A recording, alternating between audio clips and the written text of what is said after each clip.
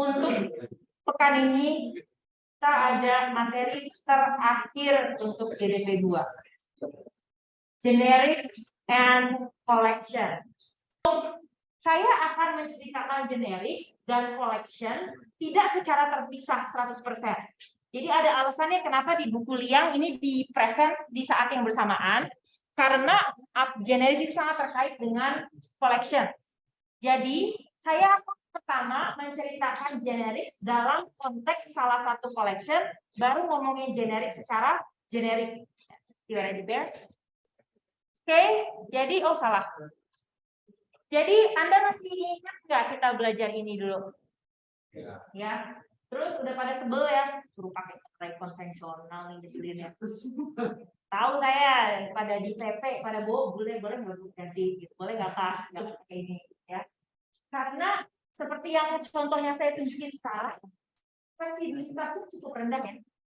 Kalau tadinya saya bikin 5, padahal kelas saya ini 56, satu-satunya cara, saya nggak bisa gedein, saya nggak bisa kecilin, saya harus copy ya. Satu-satunya cara selama saya menggunakan array konvensional.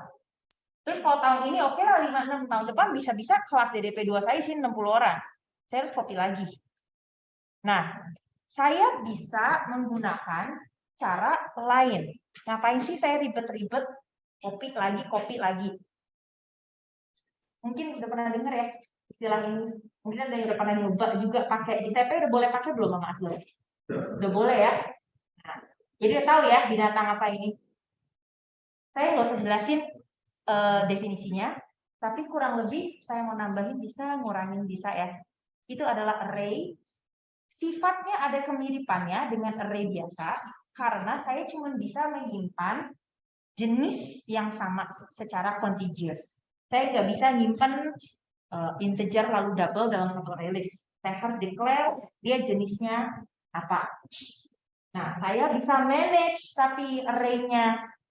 Fleksibilitas saya cukup tinggi dengan array list karena saya bisa nambahin panjang, nggak usah saya declare cuma 5. Saya bisa bilang awal 5 saya tambah-tambahin bisa, saya kurang-kurangin bisa. Kalau saya mau menghilangkan elemen nggak harus di ujung, bisa dari tengah dengan mudah. Jadi kalau saya mau simpulkan, intinya saya bisa menggunakan array list sebagai array yang dynamic gitu ya. Untuk review saja, kita bisa mendeclare array list dengan sintaks seperti ini. Karena kalian udah pernah nyoba, saya nggak akan bahas dengan lebih detail. Array list tag namanya apa, identifier-nya apa, new array list tag kurung siku, kurung biasa. Beberapa hal bisa kita infer dari satu sintaks ini. Yang satu, saya membuat objek. Karena saya pakai istilah new ya. Dengan kata lain, saya mengatakan kepada compiler, tolong simpenin atau tolong reservein memori yang cukup untuk saya menyimpan sederet objek jenis T. Will store objects of type T. Artinya, saya masih tahu dari awal, ini nanti bakalan diisi integer. Ini bakal diisi mahasiswa. Ini bakalan diisi nota, misalnya. Objeknya sudah saya tentukan dari awal. Lalu, karena dia objek, berarti kelas array list punya konstruktor yang kosong. Konstruktor yang default dia punya. Dan definisi array list kan karena dia adalah suatu kelas, berarti dia punya definisinya dalam Java yang akan kita pakai. Dari semua yang sudah kita pelajari dari DDP 2, satu garis ini bisa memberi kita informasi sebanyak itu. Nah, karena dia adalah suatu objek, saya nggak bisa pakai begini aja. Tapi saya perlu mengimpor definisinya. Biasanya saya perlu import, dia ada di Java util ya. Jadi saya import Java util array list supaya saya punya akses terhadap blueprint atau cetakan atau definisi kelas tersebut. Ya, saya nggak akan bahas dengan terlalu detail metode-metode yang ada di dalamnya. Anda bisa lihat di tautan berikut ini. Saya bisa nambahin di index tertentu, saya bisa add banyak, saya juga bisa add banyak pada index tertentu, dan bisa saya buang semua. Kemudian saya juga bisa akses elemen Saya juga bisa modify elemen di lokasi tertentu. Jadi kelihatan ya, fleksibilitas saya lumayan tinggi dibandingin dengan conventional array. Satu hal yang ingin saya ingatkan adalah karena ukuran array kita bisa berubah-berubah, di sini saya sering ketemu mahasiswa yang menemukan out of index exception. Karena ada beberapa hal yang di hard code misalnya, diakses di indeks 10, padahal setelah kita manipulasi, panjang saya udah nggak 10 lagi. Jadi hati-hati dengan indexing. Oke, sekarang Anda punya array dan array list. Perbedaannya bisa dilihat seperti ini. Sintaksnya ya, secara sintaks. Kurang lebih yang bisa dilakukan oleh array dan array list sama sebatas ya sama-sama nyimpan sederetan benda yang sama. Sama-sama nyimpan sederetan integer, sama-sama nyimpan sederetan integer misalkan. Bedanya adalah note bahwa array list di dalam kurung saya nyimpen string dengan huruf besar, tag dengan huruf besar, integer dengan huruf besar. Ingatkah ketika kita belajar wrapper class? Ingat ya, kita pernah belajar wrapper class ya. Waktu itu, kalau nggak salah, ada pertanyaan, kenapa sih kita perlu dua jenis? Kenapa sih perlu yang primitif? Kenapa juga perlu yang objek? Gitu. Karena array list dan collection lainnya menyimpan objek. Dia tidak menyimpan primitive value. Jadi kalau saya memiliki suatu array list, yang bisa saya isi bukan double yang ini, tapi saya harus masukin wrapper class-nya. Saya harus menyimpan. Nah, kalau gitu apa yang terjadi, Bu? Kalau saya punya suatu integer biasa aja deh, double biasa gitu ya, 3,0 yang saya simpan sebagai primitive value. Saya mau nyimpen dia ke dalam array list sekarang. Bisa nggak, Bu? Bisa. Tetapi ingat bahwa akan terjadi auto-boxing secara otomatis. Kita nyimpen, misalnya saya nge-add 25 gitu ya. 25 ini kan primitif ya, angka primitif biasa. Tetapi kalau saya memasukkan dia sebagai argumen .add, oleh metode tersebut secara implisit ngebungkus, ngeboxing ya, jadi objek wrapper class. Tadinya dia integer int, sekarang jadi integer i besar. Dan sebaliknya pula, kalau saya ngambil dari array list, saya simpan sebagai primitive value juga bisa. Dan kita punya auto-boxing dan unboxing. Jadi walaupun auto-boxing dan unboxing dibahas sebelum UTS, jangan protes kalau muncul lagi di UAS. Karena dia continuously masih terkait dengan materi. Oke. Untuk memfamiliarisasi dengan sintaks array list, kita review mini quiz. Saya nggak kuis, gimana sih, jangan tegang dulu. Saya nanya aja. Program ini ngapain ya? Cuman buat latihan ngelihat sintaks array list. Oh, belum nih.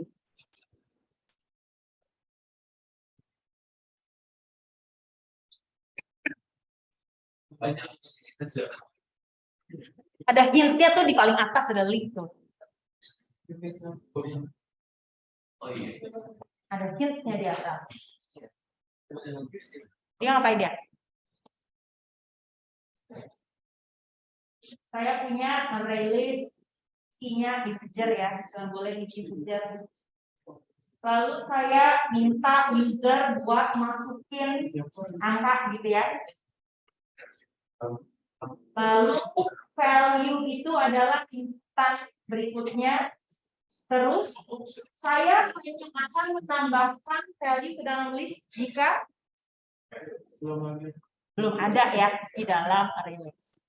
Oke, jadi sesuai namanya distinct number, saya akan berakhir dengan array list berisi dengan angka-angka yang belum ada sebelumnya pada array list saya. Seandainya saya pakai array konvensional, mana aja yang nggak bisa saya lakukan? Ada yang harus saya implement sendiri, apa aja di sini? Contain, ya. Powerful, banget ini contain. Apalagi? Kenapa? sama dengan R mana R? Oh kan? Nah, ini R-nya simple ya, pikir kan ya. Saya nggak nyuruh dia taruh di indeks tertentu. Oke, dan lihat ini udah ya. Artinya saya udah tahu dari awal belum ada berapa angka. Bisa ya, misalnya saya bisa terus sampai 1000 bisa ya, bisa juga 2 selesai, ya kan? Nah, jadi kelihatan di satu potongan code ini ada beberapa hal yang nggak mungkin Anda bisa establish, nggak bisa Anda accomplish kalau Anda menggunakan array biasa. Tetapi karena ada keadaan di mana using array conventional can be useful, kita juga punya metode-metode untuk mengganti antara array biasa dan array list. Ini ada beberapa cara, satu cara untuk convert dari tadinya array biasa jadi array list, lalu array list menjadi array. Kita bisa bolak-balik sesuai kebutuhan. Saya sempat mencari tahu kasus apa ya yang kira-kira akan membuat kita membutuhkan array instead of array list. Gitu. Karena buat aku kalau gitu kita lupakan saja si array, ngapain kita pakai array list aja selamanya gitu kan. Nah, satu-satunya argumen yang saya cari dapatkan waktu hasil Google adalah jika array kita diisi dengan primitif, dia akan lebih small daripada menyimpan objek-objek. Tetapi dalam kasus contoh ini sama-sama ngisinya apa? String ya. String kan sama-sama reference type ya. Ini mungkin nggak terlalu banyak bedanya. Bedanya akan terjadi apabila yang satu nyimpan primitif dan satu nyimpan objek. Oke, jadi waktu kita belajar arrays, kita juga udah belajar bahwa ada cara khusus untuk melakukan iterasi ya. Tidak pakai for loop yang biasa, iterasi 1, 2, 3, 4, 5, tetapi for each itu juga bisa kita gunakan untuk array list. Saya bisa lakukan for looping. Oke, nah sekarang masuk ke bagian serunya. Si array list, contohnya ini adalah potongan code. Saya punya array list yang saya gunakan untuk menyimpan integer, gitu ya. Pokoknya saya punya array list, saya declare dia baru ya pakai kurung biasa karena saya tahu array list punya default constructor. Saya add, lalu saya ambil integer yang baru di add menjadi i, gitu ya. Apakah potongan code ini akan menjadi error?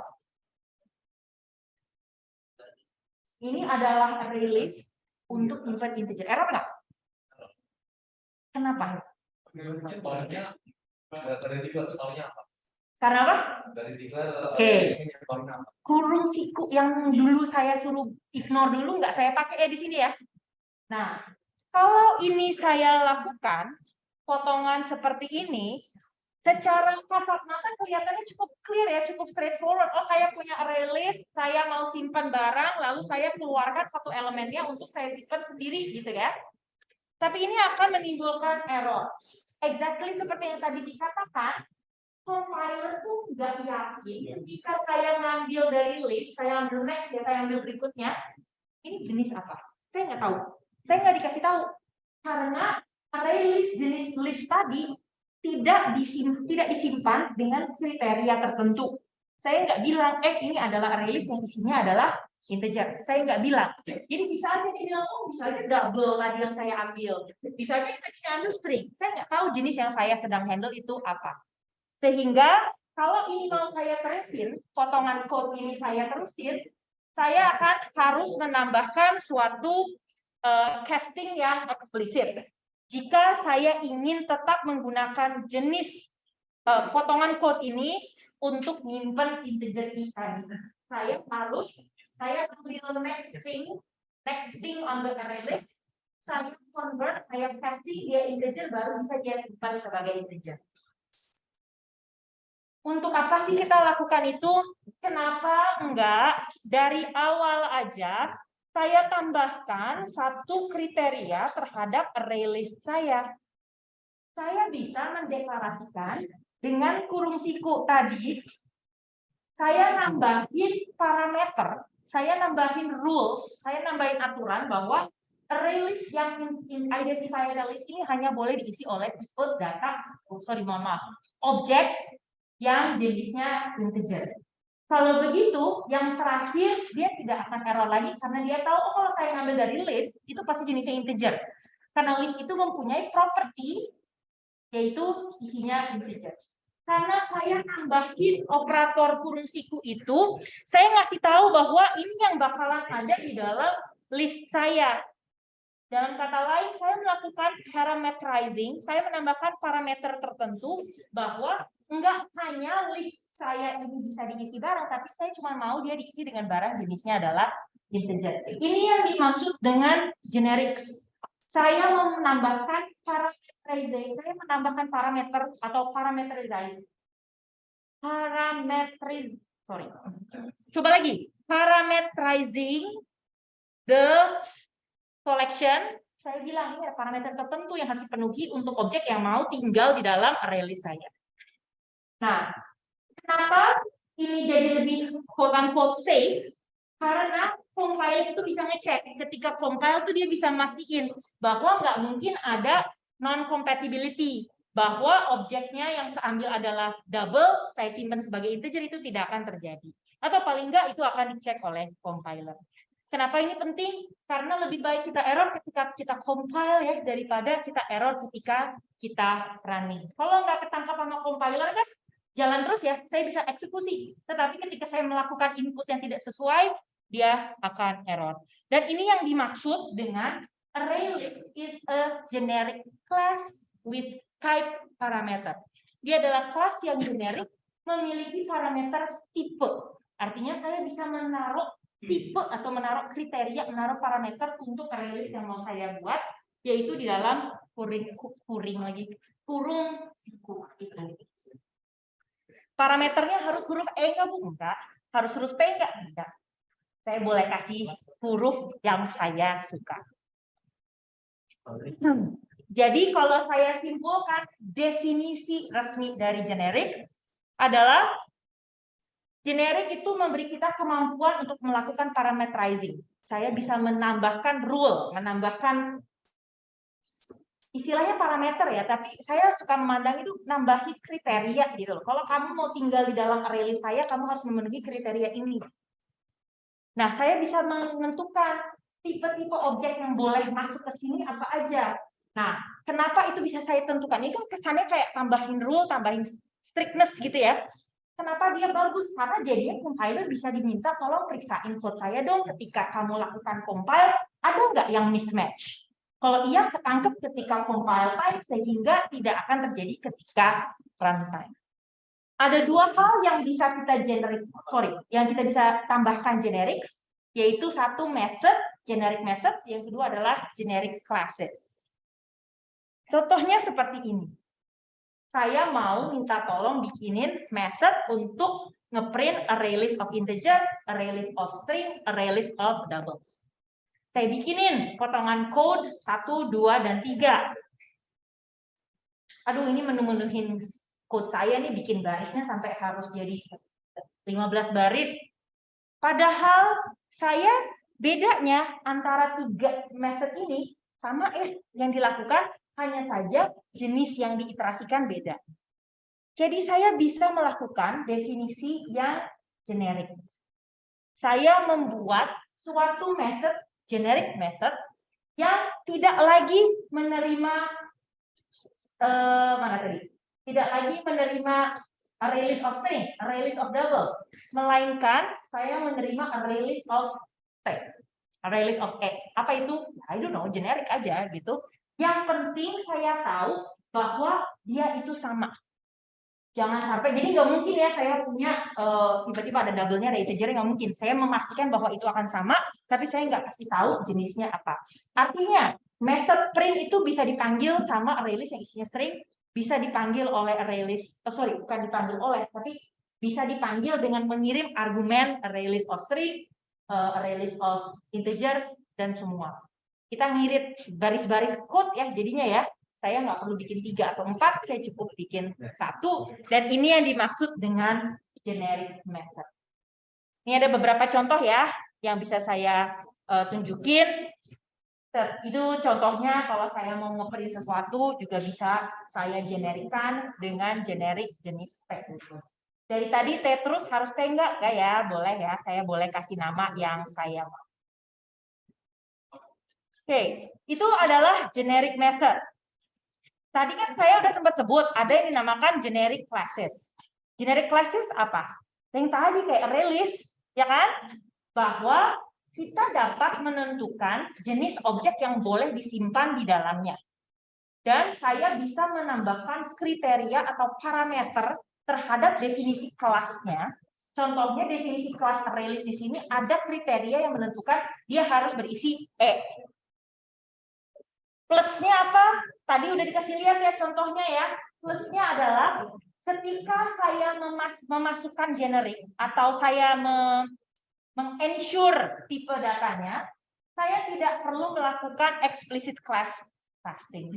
Tidak perlu melakukan explicit casting dan saya bisa memastikan compiler ikutin saya. Compiler membantu saya melakukan pemeriksaan ketika kita compile. Lebih baik terjadi compile error daripada runtime error. Jadi saya bisa memastikan error terjadi saat compile time. Dan yang kedua adalah saya bisa menghindari terjadinya atau keperluannya saya lakukan explicit casting. Ini saya rekam, saya repeat ya jadinya. Ini definisinya generic. Tetapi yang mau saya angkat di sini adalah why. Buat apa sih kita lakukan generic? Di buku Liang ada 3 yang dia sorot. Yang satu sesimpel yang tadi saya udah bahas. Lebih baik error ketemu lebih dulu. Lebih baik error ketemu ketika compile. Kedua, ini juga membantu kita untuk mengatur objek-objek apa yang boleh akses method yang mana, boleh akses kelas yang mana. Lalu ketiga adalah ada apa istilahnya? Restriction ya istilahnya. Atau apa ya? Word yang bagus ya. Tapi saya bisa menambahkan rules atau menambahkan parameter terhadap code saya dengan menentukan itu. Nah, kalau saya enggak menentukan, yang terjadi adalah, ini kan contoh yang tadi paling pertama ya, saya enggak kasih fungsiku ya. Secara, kalau saya memaksa nih ya, ini dan ini roughly equivalent. Tipenya ada, tapi tipenya generik banget yaitu objek. Ingat semua kelas di dalam Java, kalau kita lihat ke atas, super kelas yang paling atas adalah objek ya. Tapi itu nggak ngebantu kita. Kalau saya cuma ngelimiti objek, semua yang ada di bawahnya bisa kan?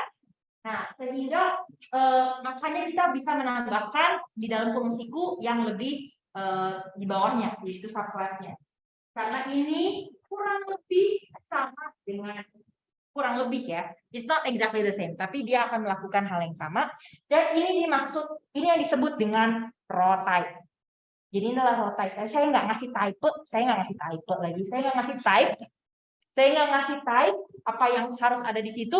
Ya udah dia pakai mentahannya aja gitu, yaitu objek gitu ya. Nah, kenapa emang itu nggak boleh dilakukan? Karena raw type itu tadi unsafe ya, bahwa tadi bisa compile error gitu. Contohnya, kalau saya punya potongan code seperti ini adalah raw type ya. Saya melakukan komparasi dengan 2 buah kelas yang comparable, dia akan runtime error. Kalau mau, saya bisa menambahkan generics dengan menambahkan di dalam kurung siku seperti ini. Artinya, saya memastikan bahwa method max1 ini hanya boleh diakses oleh suatu kelas E, apapun itu, yang extends comparable diri sendiri. Kalau dia tidak extend comparable, berarti dia tidak akan boleh akses method max1. Karena seandainya saya tidak menambahkan generics, objek apapun bisa akses method ini, nanti dia bingung compare to, nggak ada di saya nggak punya method compare to, ya kan? Nggak semua objek punya kan?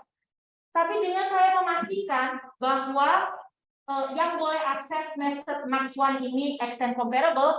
Kalau di extend comparable kan dia pasti harus implement compare to kan. Jadi tidak akan terjadi this does not exist gitu ya. Tidak akan terjadi bahwa lo manggil-manggil compare to padahal nggak punya. Gitu. Dan ini adalah yang kita tentukan supaya dibantuin sama compiler. Ketika kita lakukan compile, compiler akan cek yang manggil max1 ini apakah benar kelas yang extend comparable atau enggak. Jadi dibantuin sama compiler kan, kitanya sure gitu ya, selesai code gitu kan. Oleh si compiler dia akan ngecek, di sini di baris ini max itu dipanggil oleh kelas yang tidak extend comparable, dia nggak akan terima. Nggak boleh soalnya. Kelas yang tidak extend tidak boleh panggil ini. Oh ya, omong-omong kok saya pakai extend comparable kan tadi interface ya. Waktu itu kita pakai keyword apa buat menggunakan comparable? Implement ya. Di sini saya pakainya extend ya.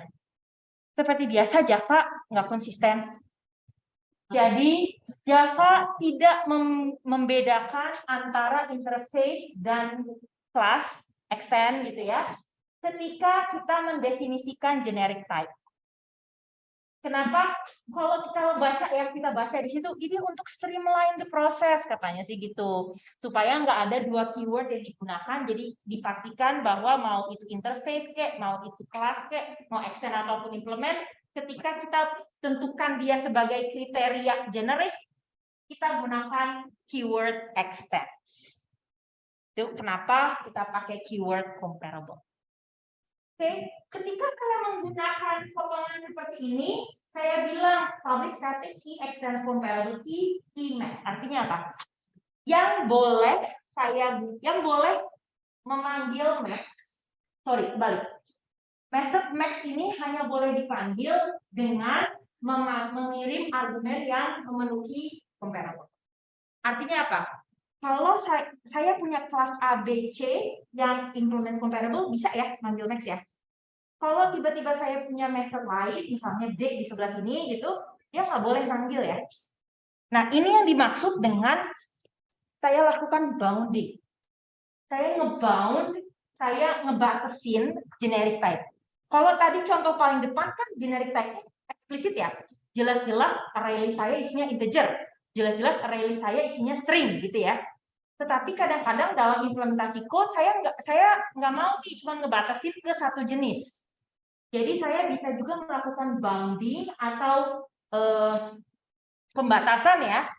Jadi apa aja boleh asalkan dia di bound, ditutupin gitu ya, di stop gitu ya oleh comparable contohnya. Dalam contohnya ini yang kita dulu pernah belajar tentang geometric object gitu ya. Ini method ini cuma boleh dipanggil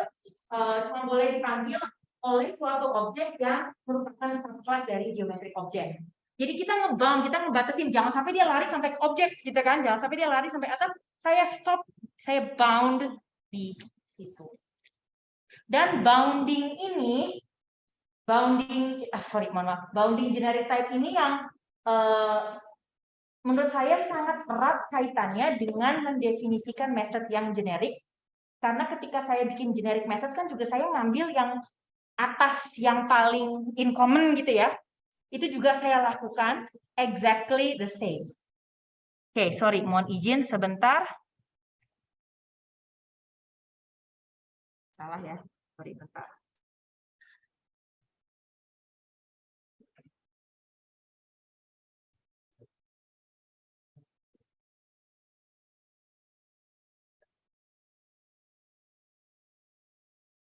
Oh, bisa sih?